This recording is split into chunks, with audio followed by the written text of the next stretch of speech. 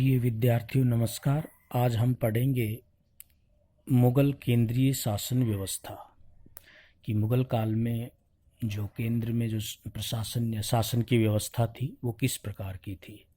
हम सभी जानते हैं कि सभी मनसबदारों के लिए सैनिक सेवा देना अनिवार्य होता था। उदाहरण के तौर पर अबुल फजल और बीरबल भी मुगल प्रशासन में मनसबदार थे। मुगल साम्राज्य के संस्थापक बाबर द्वारा सुल्तान की उपाधि धारण न करके बादशाह की उपाधि धारण की गई थी तथा उसने खलीफा को सर्वोच्च न मानकर स्वयं को ही खलीफा माना। बाबर की तरह उसके उत्तराधिकारियों द्वारा भी बादशाह की उपाधि धारण की गई और अपने आप को ही खलीफा माना गया। बादशाह प्रशासन की सभी शक्तियां बादशाह में ही निहित थी। बादशाह की स्थिति एक निरंकुश शासक के समान थी, किंतु चूंकि अधिकांश मुगल बादशाहों द्वारा जनहित को ध्यान में रखकर ही शासन किया गया, अतः उन्हें उदार निरंकुश शासक कहा जा सकता है। दूसरा जो पद होता था वो था वकीले मुतलक। वकीले मुतलक प्रधानमंत्री को कहा जाता था। यह पद सर्वप्रथम अकबर द्वारा सृजित किया गया, किंतु यह पद मुगल काल में स्थायी नहीं रहा। बाद में शाहजहां द्वारा इसे समाप्त कर दिया गया। तीसरा जो पद होता था दीवान।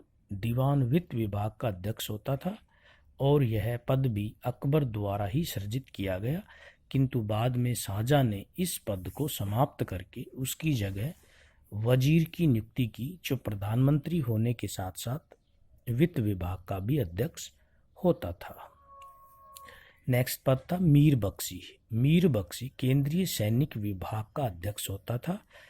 इसका मुख्य कार्य मनसबदारों की सैनिक टुकड़ियों की जांच करना, उनकी नियुक्ति पत्र जारी करना और उनके वेतन पत्र तैयार करना था।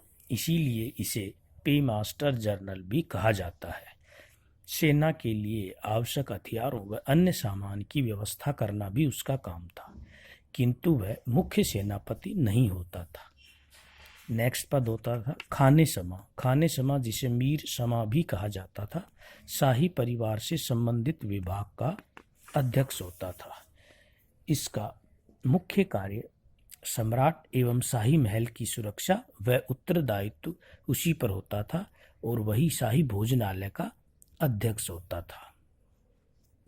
नेक्स्ट पद था सदर उस सुदूर। ये धर्म एवं दान विभाग का अध्यक्ष होता था।